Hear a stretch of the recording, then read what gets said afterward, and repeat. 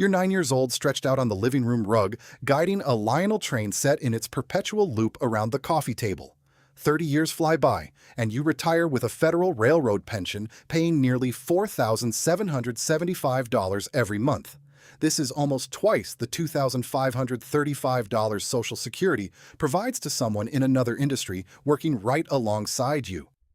Only about 77,900 Americans fill these roles, and the general public rarely glimpses the spike maul, the knuckle, or the air hose that enabled their journey. This traces every rung of a railroad career in the U.S., detailing the actual costs involved in ascending them. That's what Rank Breakdown is all about. If you like career breakdowns with real numbers and no fluff, subscribe so you don't miss the next one. Level 1. The Railfan, unpaid. You don't earn a dime in this initial phase. Your financial outlay covers an EMD boxcar and a starter kit, featuring brass locomotives priced from $20 to thousands. You assemble sectional track in 1 to 87.1 scale, the most prevalent gauge, standardized by the National Model Railroad Association way back in 1935. You select your scale, lay the track, wire the power pack, position the locomotive on the rail, and set it running in a circuit. Next, you ballast it, introduce scenery, and connect a consist. The first time you wire the power pack incorrectly, the locomotive lurches, stalls, and you grasp polarity the hard way. You leave the throttle wide open on a bend, the consist derails, and you painstakingly re-rail it car by car on your knees. You quickly learn to distinguish an EMD nose from a GE nose, and you read Trains magazine until its pages soften. The basement is quiet. Then, you begin venturing trackside, leaning against the fence with that relative who first brought you there before you could even walk, anticipating the headlight. The inaugural time you capture a hotshot intermodal speeding by, you get the perfect shot, the stack train, its road number, the highball. You cease merely observing trains and start meticulously recording their numbers.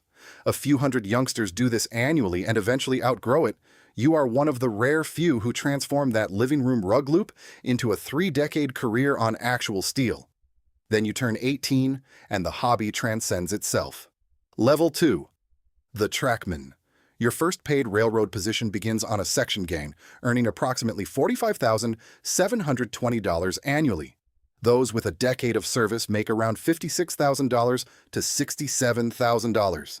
They hand you a spike maul, and its first swing instantly conveys that the next 30 years will impact your hands before they ever enter your thoughts. You drive spikes with the maul, extract old ones using a claw bar, and align the rail with a lining bar, which past gangs called a gandy. Before any work commences, the foreman secures track time, positions the flags into the rails, and only then do you remove spikes, drag out the decayed tie, insert a new one, re-spike it, and tamp the ballast beneath. Subsequently, you gauge the track, and authority is relinquished back to the dispatcher. The creosote from fresh ties scalds exposed skin like hot water under the July sun. You swing the spike maul flat once, the head glances off the rail, and your forearms ache for a week. You momentarily turn your back on the live main line. The foreman seizes your collar, pulls you from the rail, and you don't repeat that mistake. A trackman named Devin Mance, working a section near Minot, North Dakota, stated that the choice in that region was simple: either the oil fields or the railroad. The union, BNSF's, and every Class 1's maintenance brotherhood stands as your sole protection against the relentless heat. No warnings, no shade. The first spike you drive squarely in 3 precise swings. The gang caller nods at you, and that nod encapsulates your entire paycheck. You stop counting ties, and the gang advances down the line. Survive 2 summers on the section, and you can bid into train service, Level 3, where the train becomes yours to assemble. Level 3, the Conductor.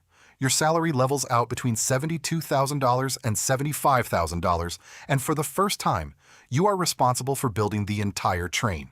The yardmaster provides you with a switch list, a paper chart of cars, tracks, and their required sequence. You manually align the first switch, applying your weight to the lever, feeling the points shift beneath your boots. You signal the engineer to shove, and 20 cars roll backward towards you in the darkness. You make the connection at walking speed, couple the knuckle, and lace the air hoses between cars one glad hand at a time. The hoses hiss and pop as the brake line pressurizes. You pull the cut, spot the cars on the industry track, and secure the handbrakes manually, couple, lace, pull. Then you repeat the process 40 times per shift, mostly at night. The knuckle you carry to a detached coupler weighs up to about 83 pounds, and you lift it to your waist using your back and your boots with no one else to assist. You forget to connect the air on the final car. The brake test fails, and you retrace the entire cut in the dark. The next journey, you inspect every glad hand before requesting the test. Then comes the night it nearly goes awry. You misjudge a connection. The cars close too quickly, the knuckle slams shut, and the slack reverberates through the entire cut like a gunshot. The knuckle holds, the air compresses. The cars roll smoothly, and you never misjudge a coupling like that again. Attached to the final car is the end-of-train device FRED, flashing red, the literal end of the line. Your actions are now governed by the Conductor certification, specifically 49 CFR Part 242. Make one mistake with a signal, and your certificate is revoked for 30 days, escalating to years for subsequent infractions. The night you pass the certification exam, your name appears on the printed card.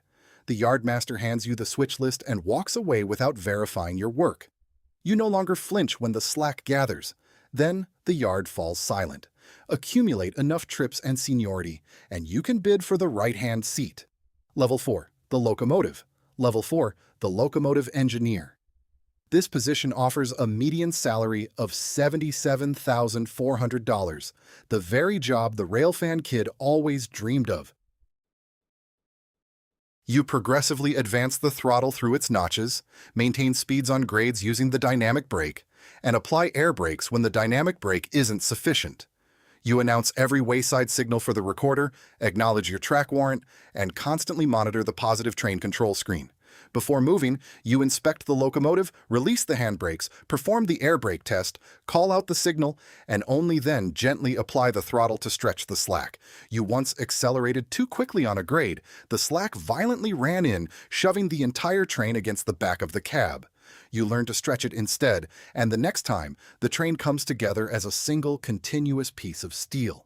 On September 12, 2008, a Metrolink engineer, who had exchanged 57 text messages during his shift, ran a red signal, colliding with a GEWOB-TEC-powered Union Pacific freight train near Chatsworth, California, resulting in 25 fatalities. Congress enacted the Rail Safety Improvement Act that same year, and the screen in your cab exists because of it. Hugh Sawyer, who operated trains for Norfolk Southern for 35 years, remarked about the territory. "We're in isolated places, and it's hard to get to us." You overlook the dynamic brake on a downgrade. The speed gradually increases, the screen flashes a warning, and you apply the air brakes before the system automatically engages them, steel and grade. You stop gripping the throttle tightly on the grades. Your first solo trip on the road, you bring the entire train into the yard within the legal limits, and no one says a word, which is precisely how you know you did it correctly. The cab is warm, hold the seat long enough, and the most desirable runs become available. Level 5, the hotshot pools and the dispatcher's desk. Level 5, the dispatcher. The desk position starts at approximately $76,819. Hold it long enough with your seniority, and it can pay around $145,000. You no longer manage a single train. You manage an entire territory from a dispatching desk, aligning signals and routes you cannot physically see, communicating via radio and screen. Two opposing trains approach each other on a single main line. You identify them, select a siding, and issue a track warrant to hold one in the clear.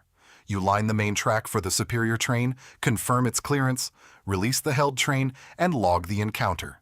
The screen before you is part of a $15 billion positive train control system that railroads completed across the entire network in December 2020. You hold a critical intermodal train 1 minute too long. The meeting is delayed, the maintenance crew loses its work window, and the entire territory tightens up. You realign the main, insert the crew into the gap, and the high-priority train proceeds. The board visibly relaxes. A crew calls clear of a switch a beat too early. You spot the discrepancy on the screen, hold the route, and the encounter remains smooth. Glenn Underwood, who supervises Amtrak's dispatching team in Boston, stated plainly, "Technology has really changed things in the world of train dispatching. Maintain the main." In the siding, the senior road engineers around you have it differently. They retain the prime runs they dedicated 20 years to earning. You cease seeing individual trains and begin to perceive the entire board. The night you successfully coordinate a maintenance window, a meeting, and a hotshot all at once, the relief dispatcher assumes the chair with every train perfectly in place. Then, the radio becomes silent. Ascend to the top of the seniority roster, and only one choice remains. Level 6, where the railroad ultimately compensates you to depart. Level 6, the view from the top.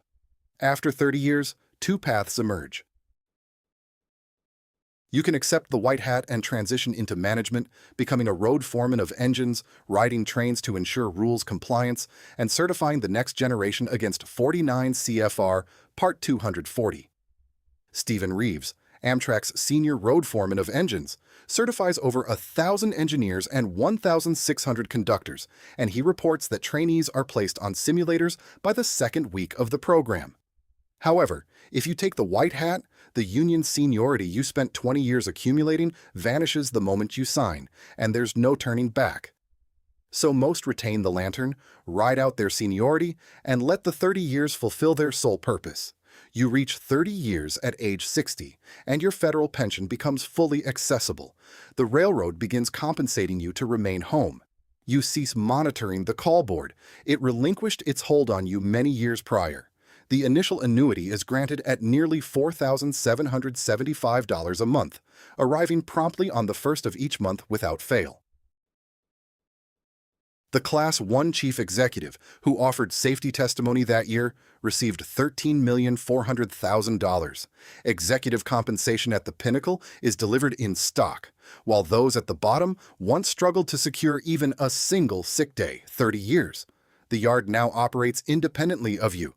This leaves one final item to account for. This is the detail no one shares with the child on the living room rug. The most financially rewarding day of a railroad career is its conclusion. For 30 years, the salary seemed unremarkable, approximately $75,000, a figure rarely noted. However, the pension received at the end pays nearly $4,775 per month. This stands in contrast to the $2,535 Social Security provides to someone who built anything else. With a spouse, the railroad figure approaches $6,645 monthly. The chief executive's $13,400,000 generates more prominent headlines. Yet he could be dismissed by a board next quarter, while your annuity is federal and guaranteed until your death. The night calls consumed 30 years of weekends you cannot reclaim.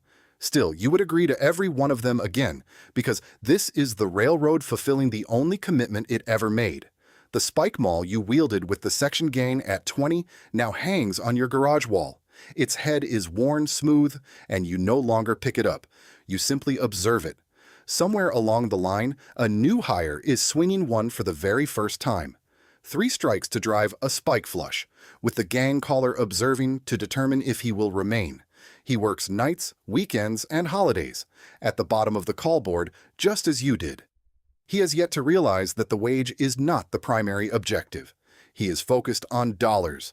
You learn to count months of service. The perspective from the top is not a corner office. It is a tranquil first of the month every month for the remainder of your existence. The alarm clock beside your bed remains dark now, and the check clears precisely the same.